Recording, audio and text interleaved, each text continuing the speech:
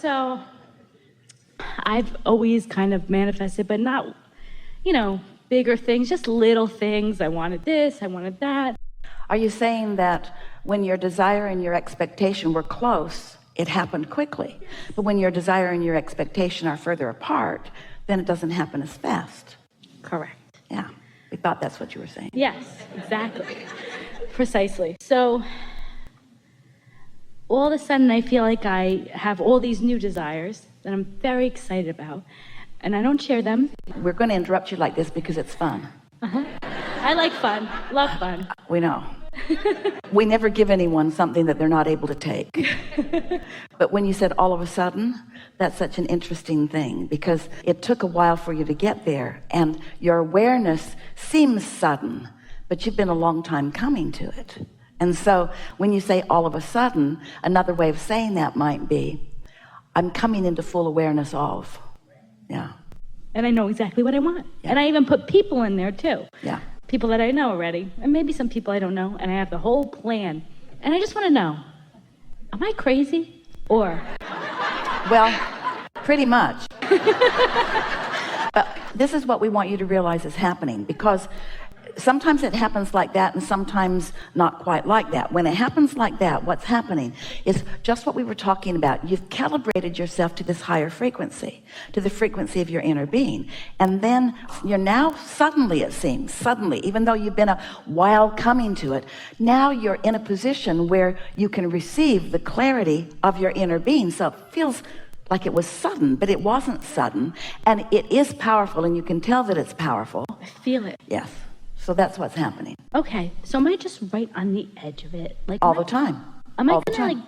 is it gonna, I'm like, not that I'm trying to force it to happen, because I stopped doing that. Well, we know you're not trying to force it to happen, but what you are doing, which you don't mean to do and you don't really want to do, is you're focused upon what hasn't quite happened yet. Anytime someone says, am I on the brink? What they mean is, when's this sucker coming in? Yeah. Right. But this is the thing that we want you to really take in, all of you. We want you to feel this. You are always eternally going to be on the brink of letting the next come in and the next come in. That's what turning thoughts to things, that's what it is. When you let that be okay, because that's the way it always is, then you take focusing upon the absence of it out of the equation. Can you feel how that is? When you understand that there's always going to be something more, it causes you to not focus on the absence of the thing that hasn't come yet. Satisfied with what is and eager for more is the perfect emotional state. Now, a lot of humans, they don't want to hear that because they're afraid, because they remember when they were with their mother, that if they acted satisfied, then no more good stuff came. Kind of like, you got all you need, stop it. And so people are sometimes afraid that if they say I'm satisfied, then the universe will say, well, that one's satisfied, who else is needy? But the universe doesn't operate that way. It's not like that. When you feel satisfaction, you are without resistance. And when you are without resistance, you're allowing what's in your vortex to be realized by you. It's already been revealed, but there's a difference between it being revealed and you realizing it. And the difference between it having been revealed and you realizing it is what state of vibration you are in any moment in time. So when you feel like you're on the brink of something, you're not in the state of totally receiving it. There's still some resistance in your vibration that isn't quite letting it in. So you want to just sort of talk that down a little bit by saying things like, things are always working out for me, and it's in a state of unfolding, and I like watching it unfold, and it's fun to watch it unfold, and I'm not ever going to get it done, and in fact I don't ever want to get it done. I like life constantly queuing up new desires for me, and me finding more ways to identify the vibration of my desire and isolating myself to and calibrating myself to it. That's what makes it delicious. If you have wanted something and you know you're off from it, and then you focus deliberately and you can feel you're on it, and you feel yourself feeling satisfied, and you begin to feel ease around it, you know you're calibrating to it, and then you witness the unfolding of the events, that is so much more satisfying than if something just drops in your lap because you were resistant, and then something helped you to focus for a moment in non-resistance. That's that jerky thing that we're talking about. You can be in a state of non-resistance as you're inspired by someone else. Could happen in this room. You could be at a concert. You could be with a friend who is very clear and focused. In other words, you find yourself by default being in a state of allowing quite often. But unless you're doing it deliberately and on purpose, it will never really be satisfying to you. But when you know what the steps are and you know how it feels to be in a state of resistance and how it feels to be in a state of less resistance and how it feels to really tune yourself to a state of well-being, then Esther's been calibrating herself deliberately in this way.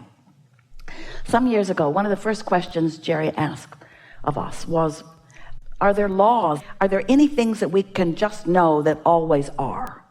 And we said, there's the law of attraction, which is steady and always responding to what's going on. The law of attraction says and means that which is likened to itself is drawn. And then we explained it further, made a recording about it.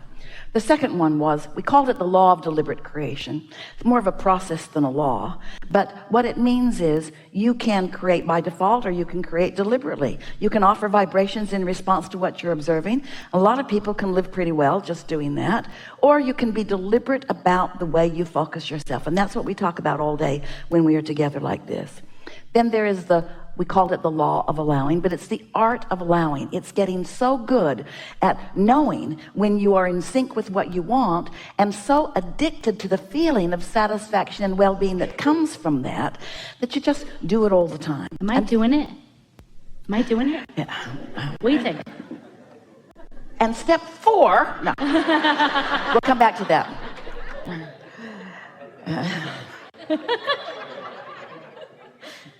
Yes, mostly you are. The next thing that we offered to Jerry and Esther was segment intending. And what we were encouraging them to do is to focus in the now segment that they were in. Segment intending. We weren't using these words in those days to identify and isolate and calibrate your vibration to who you really are and what you want, but that's what we mean by segment intending. So when Esther sits to identify a segment, her desire is to, through what she's writing on her page, generate within herself a feeling that indicates a point of attraction that will be pleasing when it comes. It's like in this segment, identifying emotional states of being and focusing on them until she can feel them moving in her, because she understands that if she will do that in this segment, that as she moves forward into what comes next will behave in the way that she has calibrated. Does that make sense to you? Yes. Esther thought that segment intending meant, I'm going to get in my car and I'm going to go over there. And so, universe, get them all lined up so that when I get there, they're behaving the way they need to when I get there. Segment intending. Now she understands that what segment intending is accomplishing her own point of attraction so that when she takes herself and her own point of attraction into the next segment, whether it's a room full of people or a highway full of automobiles or an airport full of fellow travelers, that what she will experience will be a vibrational match to what she's already calibrated to. Does that make sense? So you're not controlling the behavior of others, you're just identifying your own point of attraction, and the law of attraction will only bring you cooperative components. Most people are a mixed bag as you're walking through the airport, and so you get some of everything. You're a mixed bag when you're in traffic. You like your car and you hate the traffic. And so you get some of everything that you're calibrated to as what we call creation by default or sloppy thinking. Mm-hmm. And so. Okay. I get it, but do you see it happening? I get the steps, I get the process. I am a little hard-headed, but do you see it? The reason that we're inclined to stubbornly deny your request is because it's as if you haven't heard anything that we've said the entire day that we've been here together. I did. What you're asking here We'll answer your question, but we're going to torture you first. Torture me. I know you will. What we're wanting you to get from this conversation that we've had is that you create your own reality, and that how you feel is your indicator of how you're doing. And we've said several times today that the thing that keeps most people from getting more of what they want is their attention to what is. And then we said something so important, and this is the part we think you missed. And that is that most people offer their vibration in response to what they're already seeing. And they're not willing to find the vibrational essence of something and feel satisfied until they see it. And so you were playing that same game with us. Abraham, I can't see it, but if you can see it, I will feel better. If you can see it, then I will use what you see as my reason to feel better. And we say, then you've missed the point. I gotcha. Because now you're doing the same thing that The same thing that I was just doing before. So don't do that. Don't do that. We want you to find the feeling place. We want you to feel it before you see it. And so what we do, if you watch us, and this is a room full of teachers who are watching a teacher, what we always do, we start with what you already know. And we talk about what you already know, which causes you to become a cooperative component to what you already know. Do you understand that you create your own reality? Yeah. Do you understand that you have a point of attraction that all things around you are responding to? Yes. Do you understand that there are two ways to know how you're doing? One is how you're feeling right now, and the other is what's manifesting. What's manifesting is post-manifestational awareness. How you feel is pre-manifestational awareness. Well, you were trying to straddle that. You were trying to give you some post-manifestational awareness. In other words, what do you see, Abraham? What do you see? And we say, if you feel negative emotion, you can know that we see the opposite of what you see. Okay. How about that? Yeah. So if you feel doubt, Yeah. that should let you know that we see something other than doubt.